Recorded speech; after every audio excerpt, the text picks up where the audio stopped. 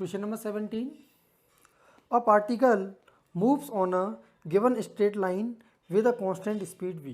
तो मान लो ये गिवन स्ट्रेट लाइन है और इस गिवन स्ट्रेट लाइन पर एक पार्टिकल v वेलोसिटी से मूव कर रहा है। At a certain time it is at point p।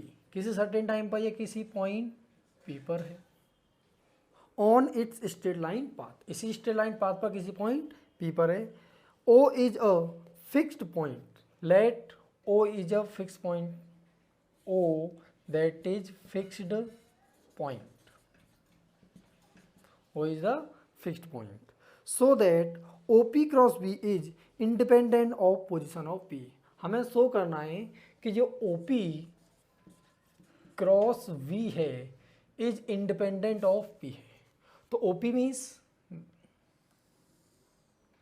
ये OP वेक्टर हो गया और वेलोसिटी वेक्टर ये है और दोनों का हमें क्या करना है, क्रॉस प्रोडक्ट। और जो क्रॉस प्रोडक्ट है वो इस P की पोजीशन पर डिपेंड नहीं कर रहा।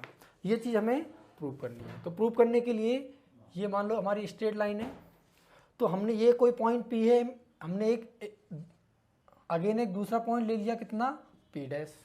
तो यहाँ से हमने OP, ये V, OP को अगर आगे ड्रॉ करेंगे तो कुछ ऐसा होगा।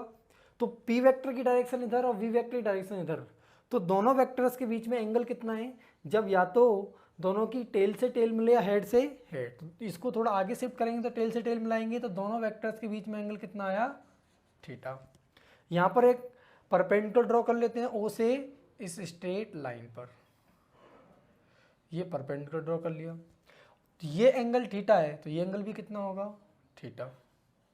यहाँ पर अगर एंगल थीटा है तो साइन थीटा बोलो कितना आएगा, साइन थीटा। इस पॉइंट को हम क्या मान लेते हैं, Q।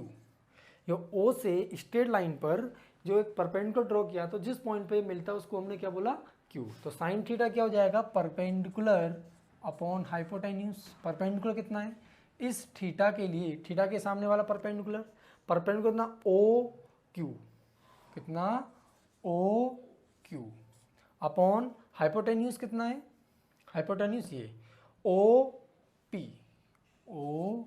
वेक्टर। तो यहाँ से OQ कितना हो जाएगा, OP साइन थीटा। ठीक है। अब देखो यहाँ पर हमें क्या निकालना, OP क्रॉस V। तो यहाँ पर लिखेंगे OP क्रॉस V।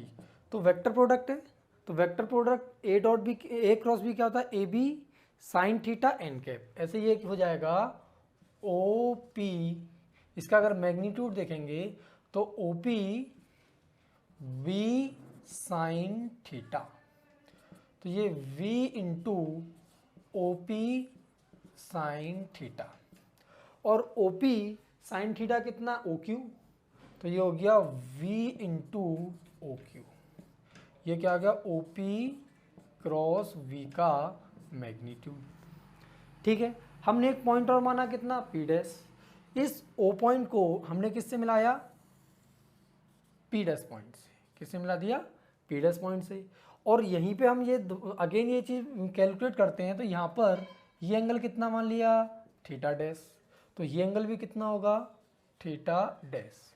यहाँ से साइन थीटा डैश निकालेंगे तो इस ट्राइंगल में QP डैश O में, QP डैश O में साइन थीटा डैश हो जाएगा परपेंडिकुलर अपॉन हाइपोटेन्यूज। परपेंडिकुलर कितना, वही OQ और हाइपोटेन्यूज कितना, OP डैश, OP डैश। तो यहाँ से OQ निकल के आया OP dash sine theta dash. ठीक है। अब यहाँ से हम निकाल रहे हैं अगेन, हमने निकाला OP dash cross V vector का magnitude. OP dash vector cross V vector का मैग्नीट्यूड कितना आ जाएगा, OP dash V sine theta dash. तो OP dash sine theta dash कितना, OP डैश साइन थीटा कितना, OQ। तो ये हो गया V इंटू OQ। तो यहाँ से भी मैग्नीट्यूड कितना है, V इंटू OQ, यहाँ से भी कितना है, V इंटू OQ। अब इसकी डायरेक्शन की बात कर लेते हैं। अगर हमें ओपी क्रॉस वी निकालना है तो ओपी की डायरेक्शन में उंगली की ओपी की डायरेक्शन में, यहाँ से अगर ओपी वेक्टर बनाएंगे तो कुछ ऐसा बनेगा, और वी की डायरेक्शन मूव किया तो ये प्लेन के परपेंडिकुलर और इनवर्ड होगा, प्लेन के परपेंडिकुलर और इनवर्ड डायरेक्शन में। और ओपी डैश